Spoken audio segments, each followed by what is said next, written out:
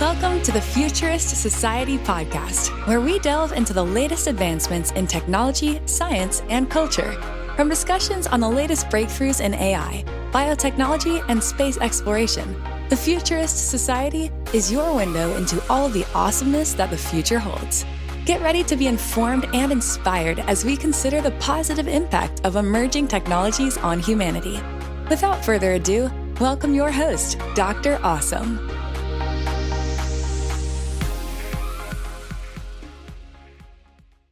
Hi, everybody. Welcome back to the Futurist Society, where we are talking about the future, but talking in the present. Today, we have Dr. Sherry Zhang, who's a molecular biologist, as well as a health tech entrepreneur, and is doing a lot of interesting things in the intersection between genetics and health. So welcome, Sherry. Can you tell us a little bit about what you're doing and how it's going to help the future? Absolutely. I'll try. Thank you for having me, Dr. Awesome. This is a great show and a great program.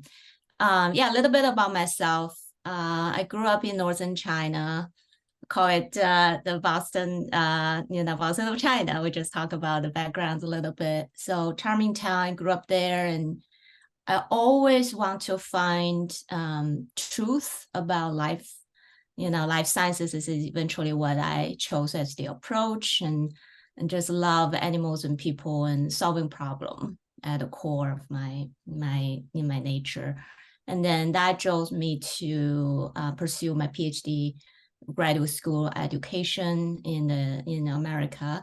And I came here many years ago and got my PhD in molecular biology and had an awesome time and pursuing exactly what I had a passion for, is finding the truth, creating new knowledge, and knowing a problem and try to solve it with science and technology. So that's kind of how I started as a technologist and pioneer in obesity and metabolic syndrome. I know you're a surgeon, so you must resonate with the drive of solving obesity epidemic. It's a pandemic, right? It's a global issue. And when I started the obesity genetics at the Medical College of Wisconsin, which happened to house one of the most well-funded NIH-supported longitudinal study for obesity and metabolic syndrome.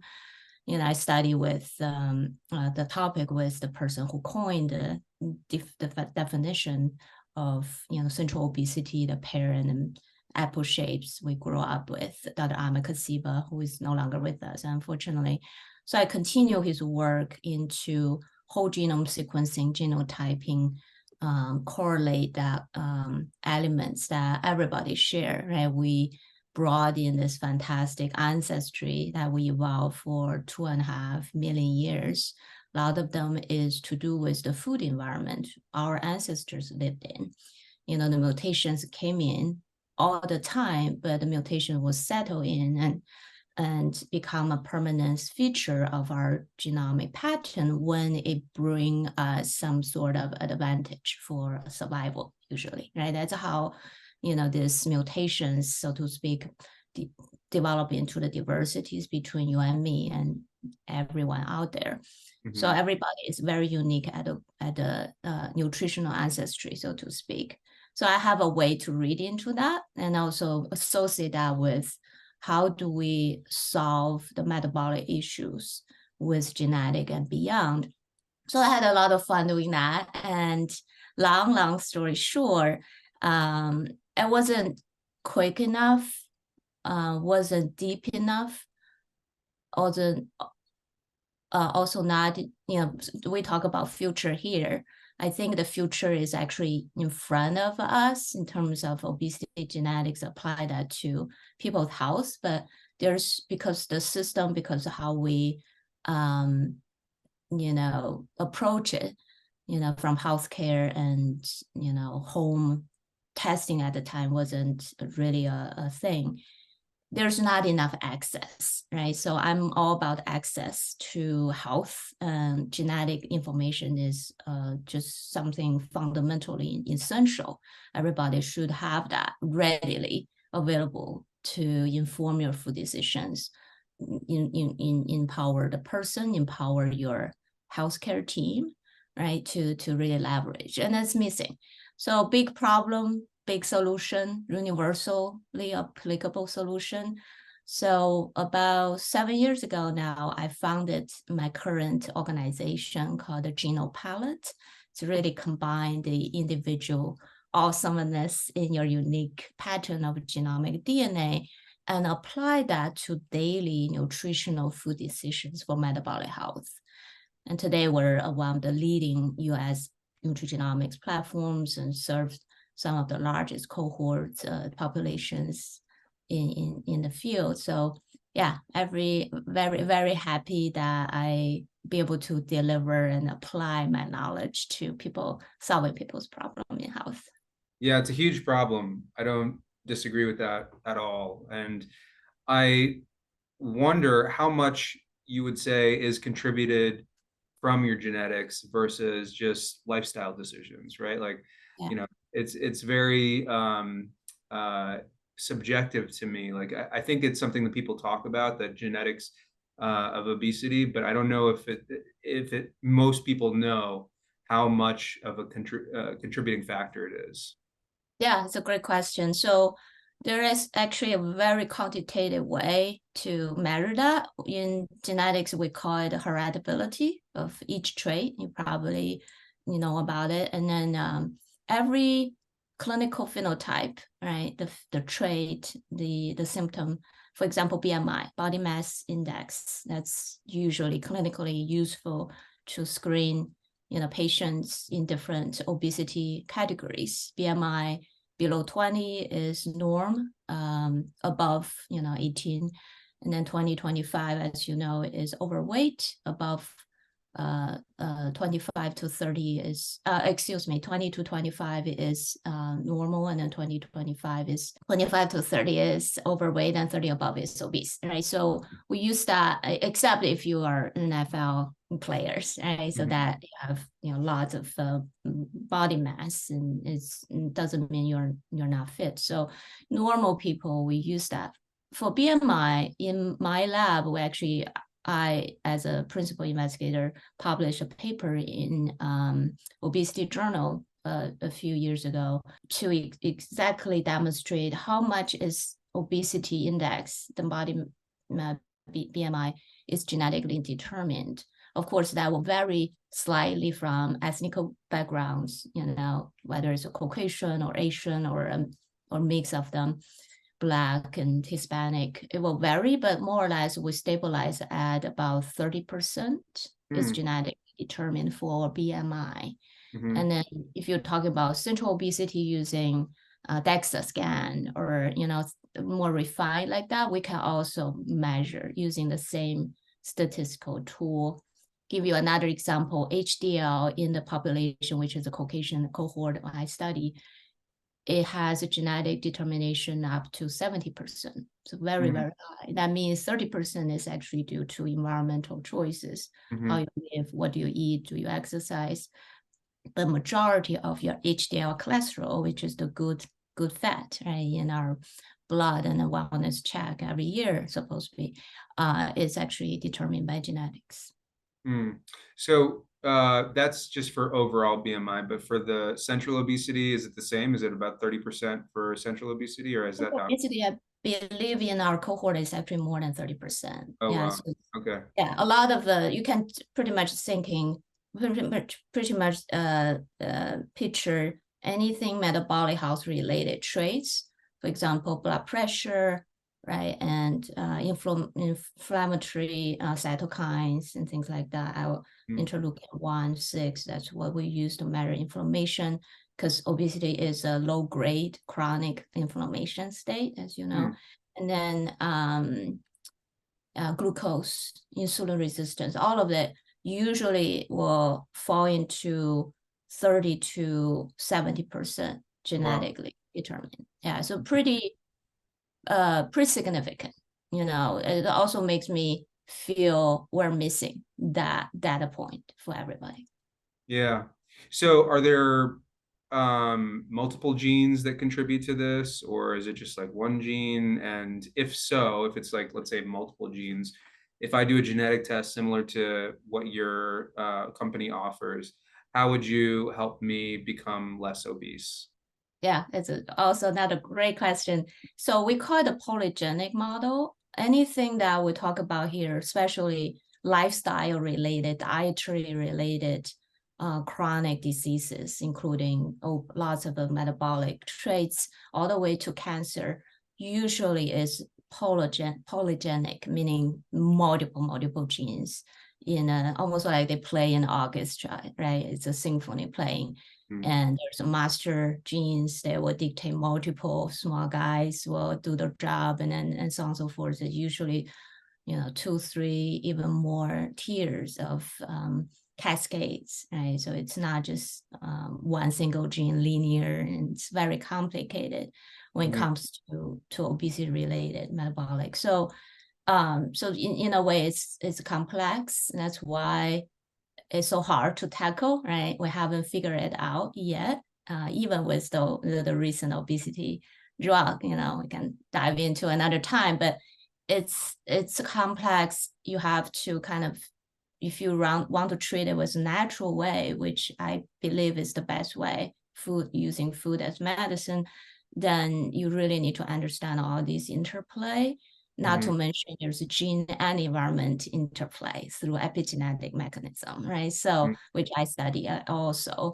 So for your kind of a case study you just talk about as an example, we can identify, my company has a proprietary algorithm, will read those polygenic, genotypes after we screen your genetic material at the lab. So we have the way to process multi data points, multi-dimensional data points, and then using that to drive the recommendations for what kind of foods you eat and how do you eat them in a simple term. So give me an example of some recommendations that you might give to somebody like myself. I'm South Asian descent, and my dad he wasn't obese, but he was a little overweight, And so I'm trying myself to make sure that I don't follow that trajectory. So, let's say I give you this genetic test. What would be some similar type of recommendations that you would make for someone like myself? Sure. Yeah. Number one is, I think everybody is, I just gave a webinar 2 days ago to our, members, that we talk about aging and weight, right?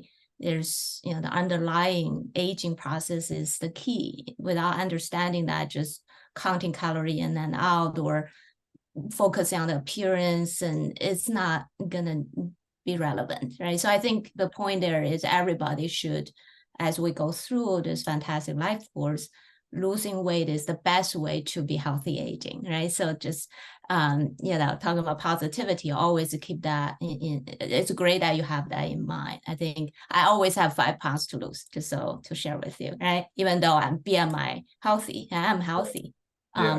That makes you vibrant, that makes you better and more productive. So let's put that out there. And then to give you an example, there's a well characterized gene called FTO, just like the fatso. It's actually, we call it FTO.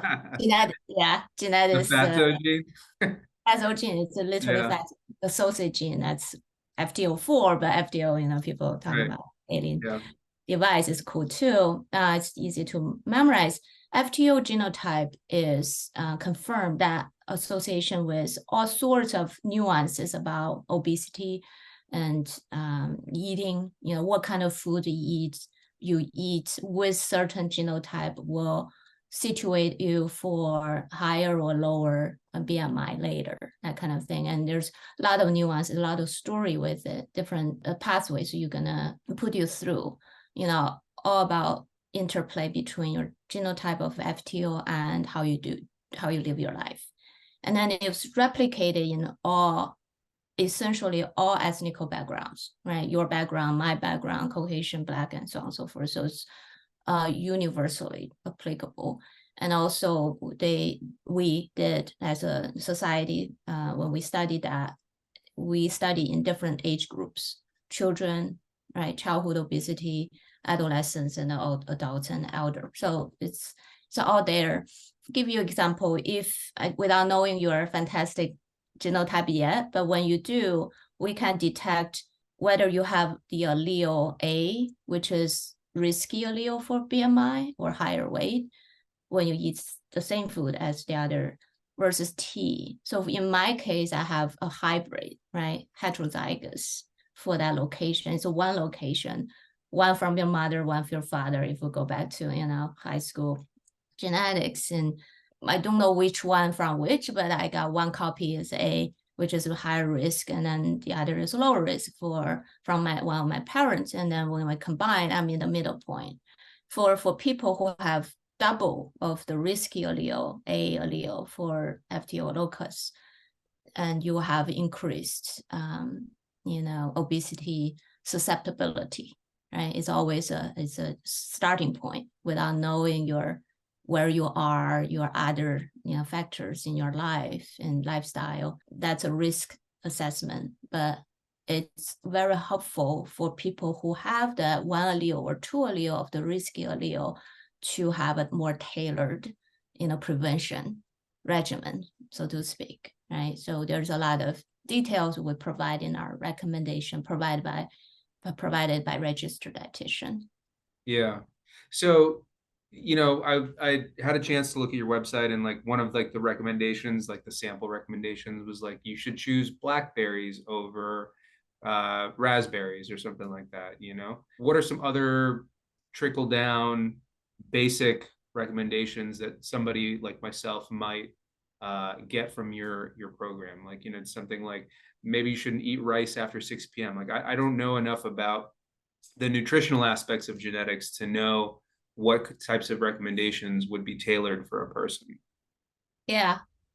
There's a lot of details. I think the really best way is, do the test and then get that from our from reports. And I think and it But will did you do the test at all? Oh yeah, I always do. So what were some recommendations that you had from the test? Yeah, so one example we just talked about is FTO. From that point, our digital recommendation drafted by our RD and science team would be, eating certain quantity and quality of protein and then fat and carbohydrates to have a balance, individualized, personalized to my genetics, right? So it's not just one size fits all. That's the whole point we're doing this. So I have the macronutrients, distribution, daily, weekly, and so on. And you talk about something really important is timing, right? We don't think about that enough. I mean, there's intermittent fasting, has been effective for lots of people. Deep down, it's the biological clock is playing a role, right? This is another very fascinating study too, and topic is the circadian rhythms in our cells, organs, tissues, and whole body. They have different clocks everywhere in your brain, your liver, and so on and so forth. I'm sure you read about it. And so we have a special report called eating behavior report. It's one of my favorite reports. We can have many areas based on everything. As long as it has a robust genetic evidence, we can report. And right now we have 3. One is essential, cover all your macronutrients and micronutrients and substances like lactose. I'm lactose intolerant, right? Based on that, so I take the, I take lactate from time to time. And then there's gluten and alcohol and caffeine, which people use that a lot in daily, decisions. And then beyond that, there's a food eating behavior reports based on genetics, and there's a stress reports. And some of the traits, they overlap. For example, there's genotype will tell you how likely you are a stress eater, right? That's a behavior too. I can tell you right now, I'm a stress eater. Are you? Okay. Yeah, we have to find out which allele you have. And if I have 2 copies of the higher risk, then you say, okay, it validates your behavior, right? That's something very curious and very interesting because only you know, right? That's the behavior. You have the gene. Do you really do it? We'll actually have a feedback study. We'll ask you the question, you confirm, and we can do study when we have lots of data points, and we do now. So yeah, so it's very interesting, and I hope that answered a little bit. With that, we can be able to tailor, okay, if you're stress eating, when you have a stressor, right? These are the things, happy meal, or how you have to really tackle the stress, right? That's the causal element, and treat that. And then at the same time, let's use the food and nutritional planning and exercise will make you happier, as you know, and to help you deal with it.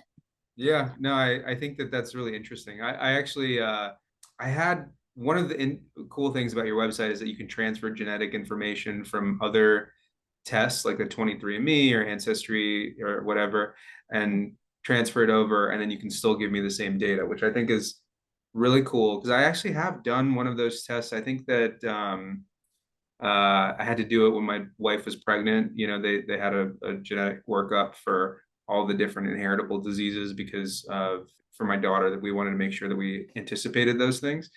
So I'm looking forward to doing that. But one of the things I think that I get a lot of pushback from people is the fact that your genetic DNA information is out there, right? And the idea of having that information out there in a world where nothing's really private anymore, like it's something that's always hanging over the head of social media and the photos that we take and everything like that. What would you say to those people that are hesitant to get the genetic test because of privacy concerns? Yeah, that's a great topic to discuss, and we get to be asked a lot, right? There's some people that super interested in their nutritional genomics, have all the reasons to use that for their health care.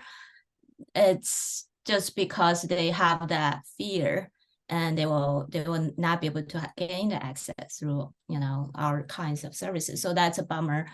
As a user first, also I'm a data scientist, right, by training, and go through all these experience related to what we're talking about, privacy. And I mean, I always say your DNA is the most private thing you can have, right? So you have it's a real right to protect it. And it's also it's a privilege when you give it to a third party or a provider like us.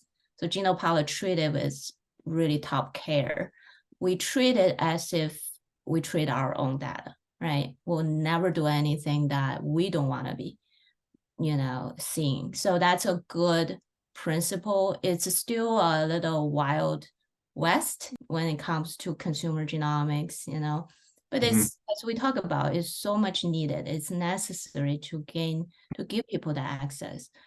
I think to your practical question, I would recommend to your listeners, your audiences, to really pay attention the terms of use, the policy, description of the provider you're interested in, making sure they will do something like we just talked about. We are very different from some of the big brands out there because due to multiple reasons, lots of them will ended up with monetizing on the data, right?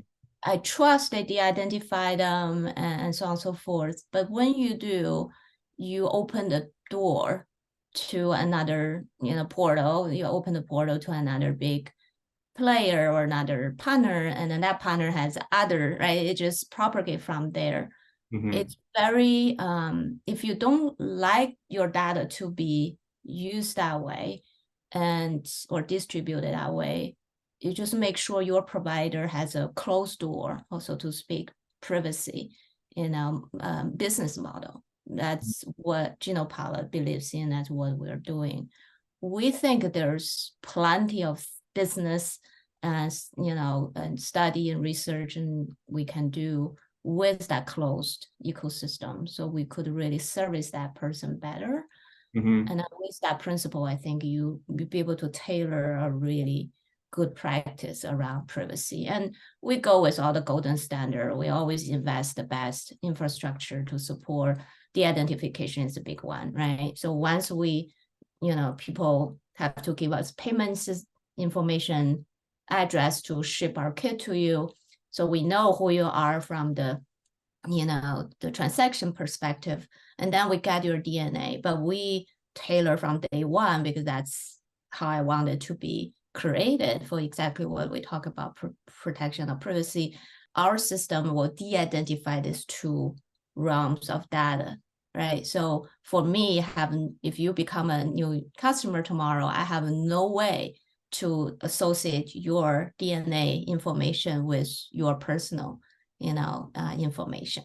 So that's very key. And then good companies knowing what they do with this principle will do that first. Not always, not everyone, not every business that I know. And then the other one is encryption, make sure it's, using the very safe cloud, and it's as safe as, all your healthcare data, because we apply HIPAA compliance and the environment, and we make sure of those practices are in place. Yeah, I think that the idea of monetization doesn't really worry me too much. Like, honestly, I'm if you have aggregates of large amounts of genetic information, I want that information to be out there so people can get some sort of consumer benefit out of it. But I think what worries people the most is the idea that somehow that genetic information will be used against them. Like, for example, a lot of my inspiration is from science fiction, as you can see by my background. And one of the most common dystopian science fiction movies that people talk about is Gattaca, where you have this really stratification of the society based on genetics, right? And so I think everybody's worried about that. It had such a big impact factor for genetics in general. Like, when I'm sitting and I'm talking to my friends, it's like the first movie that comes up, and everybody's like, "Oh, aren't you worried about like a Gattaca type of scenario?" And personally, I don't think it's realistic. How do you feel about that? Just because you're in the field, you see that. I'm sure you must have people that are talking about that.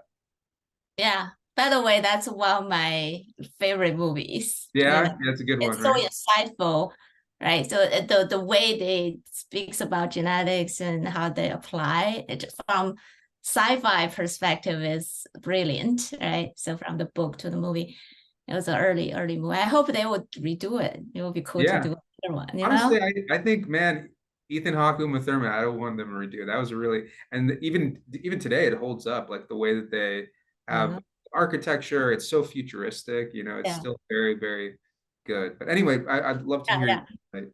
Yeah. So with that kind of a insightful, kind of scary part of predicting the future with technological details, I think it's obviously a possibility, right? It's about how we approach it and how eventually governments, have to have a big play, and they do right now. So far it's been all positive in my opinion, where early on they have this GENA is a protection against discrimination, right? So you can, by law, you'll be breaking the law if you try to discriminate your employee, for example. If you know, for example, cancer, right? You have a 50 years male, you just happen to have access. Number one, it shouldn't be even given the employer the access. There's a lot of, a way to measures to ensure that. And at the same time, if they have the access through the medical office or whatever, you could never use it. In this case, is imagine individual has 50 years old, have a cancer, high cancer genetics, and you're about to either hire as a person or you're in sort of, evaluation for performance for next year. And so to do with the longevity of this person's employment, you will be breaking law if you use that, information to the decision to apply to any of That's them. only here in the US, correct? Is that, or is that? There's a European version of it. Uh-huh. Less familiar with the details, but I know it's a global consortium. Yeah, so GINA is the Is China in there? Is China in the global consortium? Do you know? I have to look. Yeah, Yeah. little remote from my motherland because it's here now and I'm practicing everything here. Right. But yeah, as you know, China has used to be the biggest sequencers. Probably still, they process a lot of genomes. Yeah. Genomes and also do services. Right. So, yeah. Credit to China. I mean, I thought there was a Chinese scientist that did genetic editing of a series of twins that made them HIV resistant. But also it was like the same gene that increased intelligence. Are you familiar with that story about? yeah, I've heard about it when it came He out. was Yeah. like discredited and all this stuff. But honestly, credit to them for pushing the envelope, because I think genetic treatments, unless a country does something like that, it will never become mainstream, and that's what I look forward to as a physician, is that a lot of these genetic conditions, not only can we prevent them from lifestyle modifications like what you're advocating for, but also for, actual treatments that can change people's DNA. How do you feel about that? Because I think that's coming. It's not here yet, but it's coming. You mean using something like CRISPR-Cas to modify? I think China also pretty advanced in trying that for like a terminal ill people, right? Or leukemia. There's no other way. I think it's ethical to approach that, at least try. I think for that in that model, I think I would agree that we everywhere to apply that, because CRISPR-Cas, as you know, is probably the most powerful genetic editing technology we've ever developed. And Yeah. And then you could target multiple loci, which is like unheard of. When I started off with one cloning of one gene at a time, it takes years for one to even just have the chance to settle in. So anyway, so it's a powerful thing, and I think there's a lot of pharmaceutical companies or stem cell companies, organ regeneration, aging companies, all kind of trying to use. What an exciting time to be a molecular biologist, right? I mean, in your I see all of these things that are happening right now, and they're just so interesting. Like you highlighted aging, right? Like the whole longevity space has never existed before. I mean, all of these treatments, I really look forward to like 20 years where we're going to be with all this stuff. Yeah. Yeah. So just to finish on the point where you started with that great question, I really think cosmetic anti-aging longevity realm is also less regulated and concern for the medical kind of practice part to be benign. And I think we're probably seeing a lot of gene editing in that, right? Gene editing, so your skin look younger. You don't have gray hair when you're 60, things like that. That will happen. And then liver regeneration and heart, and for people who have burned skin because of any fire and things like that. And this will come very handy. So I think a stem cell gonna have a lot of breakthrough. They're already having a lot of transformational advancements. So I think genetic definitely will play a lot of an impact there. Yeah. No, I think that's going to be really interesting. So, like, for example, in my field, there's a lot of craniofacial disorders that are genetically based, right? And we know the gene, we know the protein, the abnormal protein, and it makes these tumors on the face or something like that. Like, for example, there's one pathology called cherubism, and right around like 8 or 9, they start growing these tumors in the face. And it's a really brutal treatment. Like, it's a surgical treatment. I have to go in there and I have to like remodel the way that these bony tumors appear. And it's just like mowing the grass. Like every single decade, I have to go in and I have to remodel this person's face. And it's tough, right? Like, it's a lot of scar tissue. It's a big, difficult surgery. And I look at that and I'm thinking, this is really low hanging fruit. If we could just turn that gene off, and give them a normal life, that would be avoiding all of these unnecessary surgeries.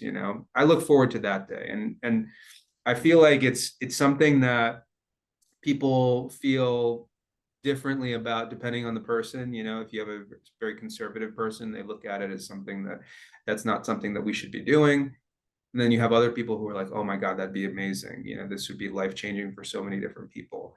And that I think that's the way that we can think about the future in general. You can think about it in a very pessimistic view, or you can think about an optimistic view. And I choose to be an optimist about it. But I still think we're in the infancy stages. But what an exciting time, like there's so many interesting things that are happening. What are you really looking forward to, you being a molecular biologist and you seeing all this stuff firsthand? What are you really looking forward to that's coming down the pipeline? Yeah, there are probably two directions. One, building on everything we just talked about, I think having access to your genetic pattern to inform you and your caretaker team to make sure you have a long, productive life is a human right.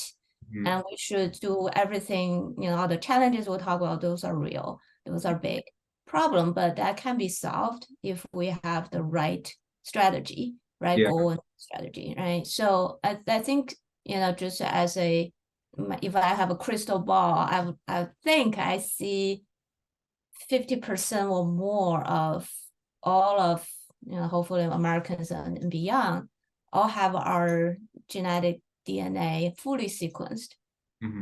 Our children's, they have day one, do the congenital, baby screening, congenital screening at birth, and then deposit in a centralized place, is safe, and then people know what they're doing and can access it and derive all sorts of decisions start from day one, nutrition, right? And that's how you get strong and prevent a lot of things from happening. And then not to mention all these rare disease, congenital disease that you could solve right away with the power, that empowerment. So that's number one. Number two is, and by the way, there's Iceland, there's smaller countries with different kind of social security healthcare system have done that, right? It's not unheard of. It can be done. Number two is really what we also will talk about is longevity.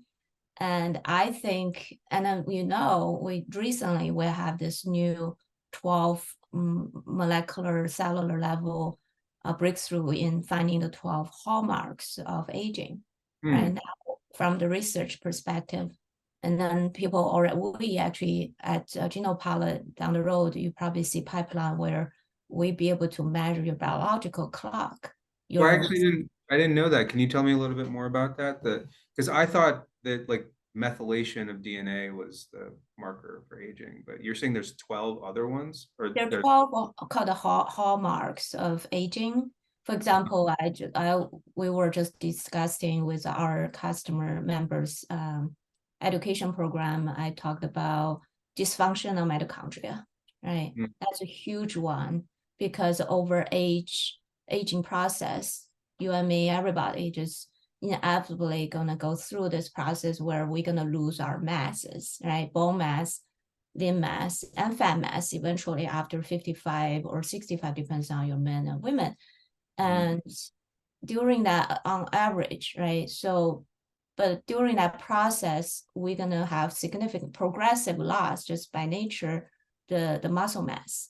With that, the mitochondria quantity and function will decline dramatically. And there's a great study or more now showing if you compare 20 years old versus 70, you look at their muscle biopsy, skeletal muscle biopsy, the function and the quantity of your mitochondria, which is the energy powerhouse of it all, as you know, right? And it's declined to only 1/3 when you're 70 compared to when you're 20, right? So it's happening. And that's just one of the two. And then, but associated with those, that the mitochondria, because this is happening in metabolic tissues, liver, muscles, heart, and associated with something called the nutrient insensitivity signaling, right? So you become insensitive to nutrient. That's why when we just did that survey, when you're 35, 45, you started to have this feel that's real.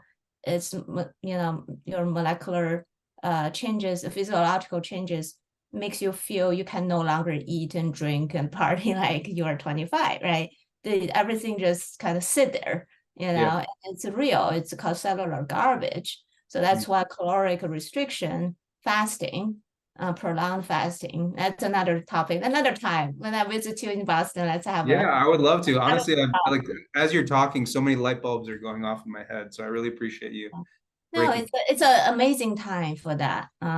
So I anticipate there's something will be applied to everybody, and I hope we see that in because we have 40, 50 productive years, hopefully, right, ahead of us in yours and my shoes, without knowing your age. And that's where the magic can happen. I do think by some sort of interventional guidance, we could elongate everybody's productive year, the health span, right? Health span and Yeah, lifespan, right. they're different right now. We can Yeah. shorten that gap by quite a bit. Anyway. Yeah. No, I think it's really interesting, some of the things that you have insight that I don't, because just like what you were saying initially about the coupling of someone's genetic information with guidance from healthcare professionals, like that just doesn't exist right now, at least not in my hospital system that I work at. I mean, maybe it does from like a cancer perspective. Maybe it does from, very edge cases, very isolated, but it's literally the building blocks of how we're formed, right? Our DNA and our genetics. And so I think that there needs to be more of a role for healthcare to get involved with the whole genetic aspect. Right now, it's just a little bit too separate. And I look forward to that day. And I think that you're doing it in a really smart way in coupling it to the nutritional aspect, because that doesn't necessarily need to have a doctor involved. It doesn't need to have any sort of treatment. It's all lifestyle choices. And so once people start thinking of like, okay, my genetics play a role in my health, then they're going to start asking for it. I think that that's going to be a really interesting time to see, because, you're right. There are a lot of genetic aspects, like for example, cholesterol, like what you were saying. And I know that because they recently tried to edit the gene of someone who had, or a number of patients who had this high cholesterol genetic condition. I don't think it might have been familial hypercholesteremia. But anyway, point being is that we're on the cutting edge right now, right? Like we're just wading our feet into these kind of genetic interventions, and I think it's a really interesting time to be a molecular biologist for sure. What about, like, so that you're starting out with nutrition, are you guys going to be offering longevity services soon in your genetic testing? In my crystal ball, yes. Nice. We have so much to do, so many directions, as you can imagine. Everything we talk about, we have potential roadmaps we could make a bigger deal, right, for the society. So just a little bit on the healthcare. I came from biomedical Frieder hospital, the best hospital and one of the best hospital in treating obesity. Obviously genetics is not there to help them. It's one of the reasons I kind of came out of that system, and now trying to build something that works and viable and then take it back, right? So that's always will be my home run, so to speak, in order to go back to, not to disrupt. I never really, I'm not a believer of we create something to disrupt something. It's really just, it's time to change that for better, because we call it a healthcare, but it's, as you know, it's a sick care, right? There's a problem, we go in, we fix it. For a lot of things is greatly helpful, and it's modern medicine is fantastic. But for chronic diseases, reversible diseases, dietary related, lifestyle related, you just cannot do that. It's too expensive. It's not, it's not practical. It's not enjoyable. That's why we kind of need to do that. Help people to maintain a wellness outside of the healthcare hospital, and hopefully work with the hospital healthcare, your physicians, doctors, to prevent that. And then when that happens, we hopefully treat that early enough so it doesn't go too bad. So anyway, I guess there's so many directions, but as we just talked about a little bit earlier, aging is actually should be treated as a disease, but it's not, right? So if you look at the NIH funding, there's an aging institute that used to be tiny little compared to others. We're still talking about hundreds, millions, and billions of dollars. But compared to all the heart disease, NIDDK, and it's small, because I always think aging is you're treating the core, treating the roots, right? The really the causality part of the problem, versus BMI, you treat BMI, you treat cholesterol, all these, especially give the medication. That's just treating the symptoms. You're not really treating from the core. So I think the field is, including the NIH, the founders and things like that, started to realize aging is a disease, should be treated as a disease. And once we do, we will be able to eliminate a lot of these issues from the beginning. So yeah, I think that's really the future, and I would love to drive our innovation team at GenoPalate to be part of that. So we're getting close to our time, but I did want to ask you one thing before we get into the last three questions that I normally ask all my guests. You talked a little bit about epigenetics and how that's a contributing factor to a number of different things. Is there ways to reverse that? Or is it just like, if I smoke a cigarette and my DNA is methylated, like it's not going to come back after that?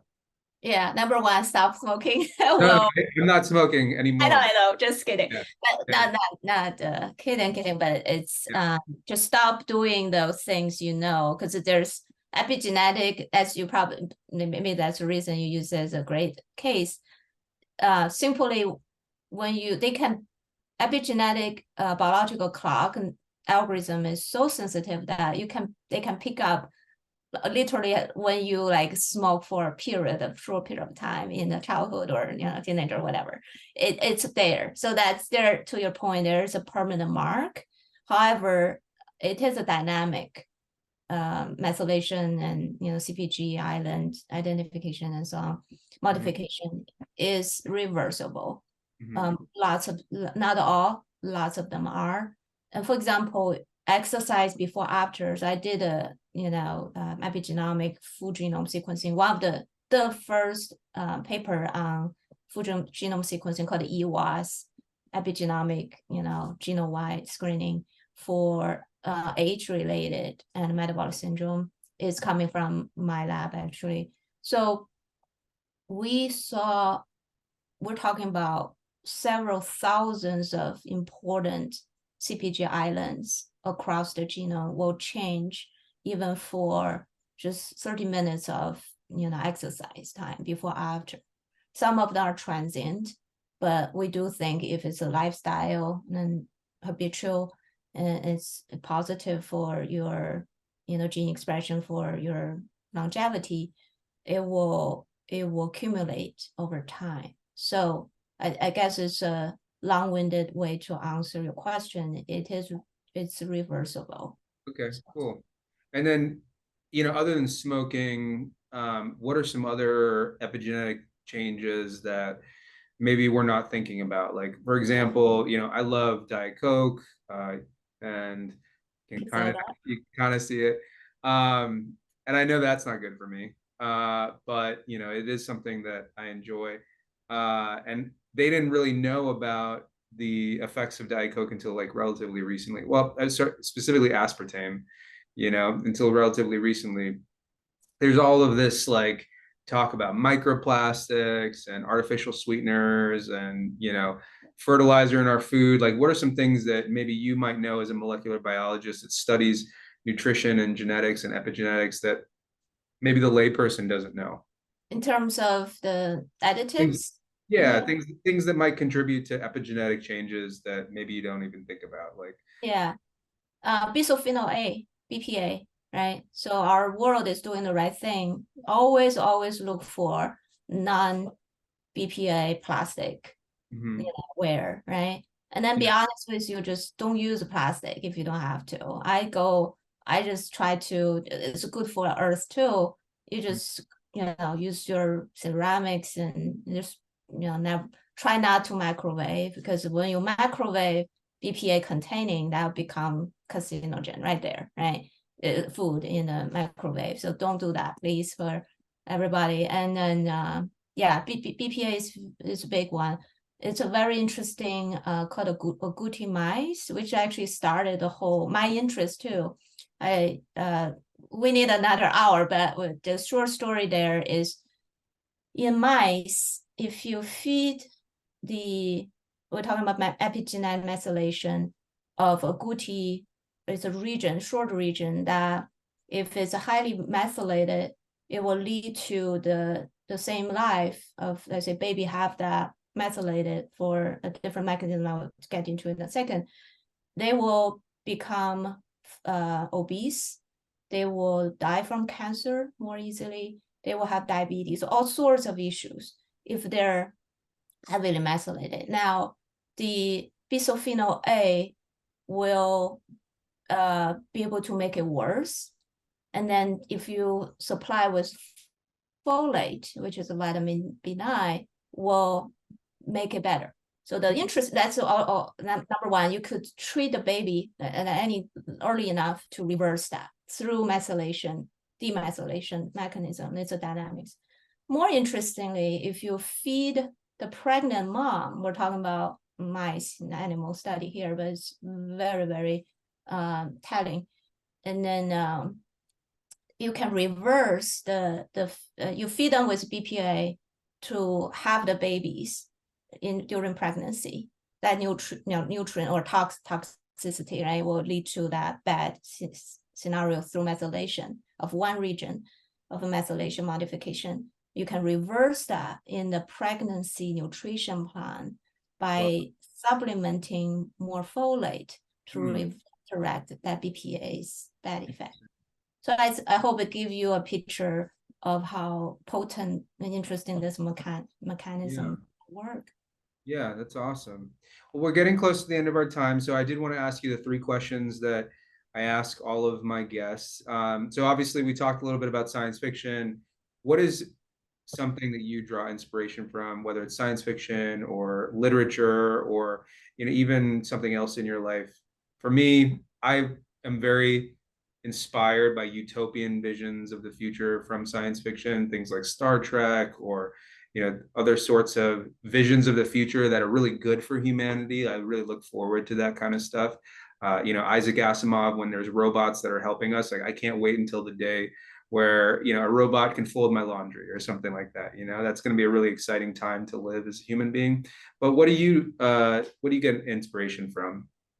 Yeah, it's a fascinating question. I'm not sure I have the definite answer, but what I would say is I think I learned a lot from philosophers in the past, even 1,000 years back, right? Well, I'm practicing food as medicine with science, but food as medicine is probably the one of the oldest, statement about healthcare, really. And it's so true, right? So this is from Greek or Chinese. We all, quote unquote, figured out. And I think there's this beauty in hundreds of thousands smart, hardworking, intelligent people. Even they didn't have the tool at the time, but they actually are so insightful. That's exactly, we're talking about futuristic, go to the Mars, and it's the same thing, right? 3,000 years ago, some of these beautiful minds already have that vision and maybe already practice with herbal medicine and things like that, right? So we have this Chinese doctor wrote the first medicine book, and you probably heard about. And he will go out to the mountain and hills and taste every single plants, and lots of time he will be poisoned, a lot of time he will remedy himself, right? And he wrote this wonderful, like the first pharmaceutical probably pocket handbook. There's a lot of wisdom in there. And there's just, again, there's no molecular biology at the time. There's no genome sequencing, but now we do, right? So I don't know if that makes sense. I pull out the wisdom from that. I see a lot of commonality. People repeating our history, humans, right? Repeating our histories and not enough. But so I think that will be that probably one inspiration I get. And also I just talk to smart people, the people surrounding you, you are as smart as the average of your 5 people you talk to most, right? So and you're so smart, and you may be probably a little bit smarter today just by talking to you. And then you get a validation out of that smart talk, right? We validate each other, we challenge each other. I think that's, to me, is, and not with all due respect for what everybody approach it, but I think the current opinions based on experience and a lot of vision is actually more powerful than watching some artists, and they informed by us, right, out of their futuristic stuff, and if they do their job, they actually get a lot of inspiration from us. So that's how I got that. That's cool. No, I like the idea about ancient wisdom, because I feel like a lot of change is happening right now. Like, we are on an exponential growth curve with just change in general as a society, and not all change is good change, right? And so we have to look back and see, okay, where are we going as a species? Is this the right direction or the wrong direction? So I think wisdom is really important. So I really appreciate you saying that. A lot of the talks that we had talked about was in nutrition. It's something that I'm trying to focus on right now. What are you doing in your own life based on everything that you've learned through your company, as well as genetics, as well as other things? How do you practice your own nutrition? Yeah, I practice a lot, meaning I experiment a lot. I read, and I'm drawn to innovation. I'm very adventurous. I'm a foodie too, coming from our backgrounds, right? It's very rich in cuisines, and my grandma is my inspiration about the food size. I think everybody should always enjoy good food and nutrition, and then will be healthier and happier. So I believe in that. And so I try a lot of different things and changing too. Recently I've been, developing this new ritual. I'll fast the whole morning. I'll feel really good, especially for my mind. My mind is sharper when I don't have anything in my body. I only take liquid like green tea in the morning, maybe 1 cup of coffee, depends on how functional I want to be for creativity. And then I'll eat afternoon, because I'm pretty busy, as you can imagine, with everything going on. Also a teenager mom, and I drive my son just got made to the varsity basketball, so it's gonna be busier. So with all these, it's changing. I think everybody's that, right? Our environment are changing. Embrace it, number one. I think a lot of people are against it. Me too, sometimes, but embrace it. That's life. You only have one life. Embrace every single day.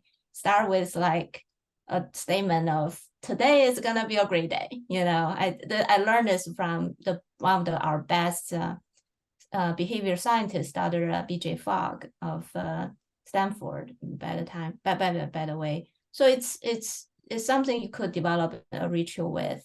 So I started to have the new ritual. I love it. My body loves it. Listen to your body is another way. Kind of I use to calibrate if I do this right, do that wrong.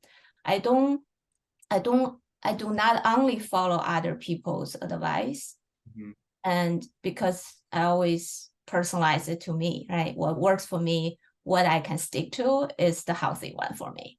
So that's another one. And I don't know, I think if you have keep your curiosity for life, the crave for life going, you'll be fine. And I think that works for me. I know there's a lot of people that are very rigid and it works. That's fine. That's good too. I like regularity, but it's just not in my playbook, you know? Yeah. No, so I appreciate the intermittent fasting thing. I do the same thing. I don't eat anything in the morning. I have 2 cups of coffee in the morning, so I'm a little different in the amount of caffeine that I need to just be functional. And then I have something in the afternoon as well in regards to the caffeine, but I don't eat anything until probably about noon or so, and then I'll have like, one other meal afterwards. But I don't know if it's necessarily good. I'm still experimenting myself. I was trying like a meal plan service for a while just to like cut out all the variables in regards to my macronutrients. But I think the next thing I'm going to do is I'm going to get this genetic test and I'm going to see if there's anything that I could do differently so that I could, lose those 5-10 pounds that we all need to lose. So that's cool. I really appreciate that insight. So last thing, you're a parent, I'm a parent. What do you hope from the next, if you, like you were saying earlier, if you had a crystal ball, what do you hope for your son that he will have available to him in the future, or like my daughter will have available to her in the future? Yeah, my son, because what I do, he's one of the early adopter of genetics, which is very fortunate. So he has that in his bay. Not everybody has. I do hope your daughter and their generations will have access to that. And this is kind of a keep coming back to this, as you can see how passionate about. I really want to see your daughter, my son, and all their peers will live in a world that is the chronic disease is really obsolete, right? And I think that's just, it pains me to see such a reversible condition. It impacts all of us in such a deep, bad way. It's break our banks, right? And definitely just lower our, life quality. And I just don't, just like treat yourself and treat your earth with respect and intelligence.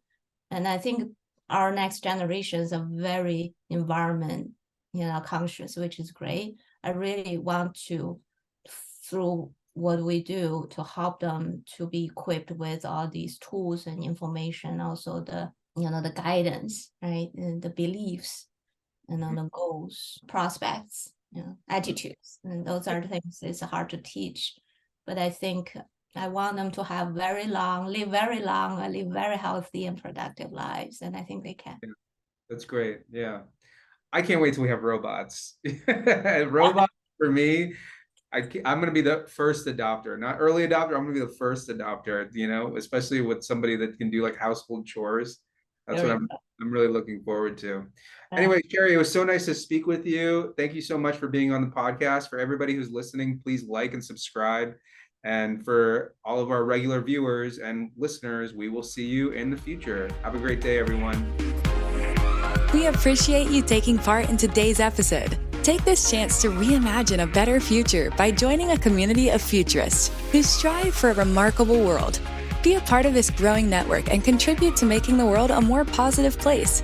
Visit thefuturistsociety.net and subscribe to the show so you don't miss a drop of hopeful futurism.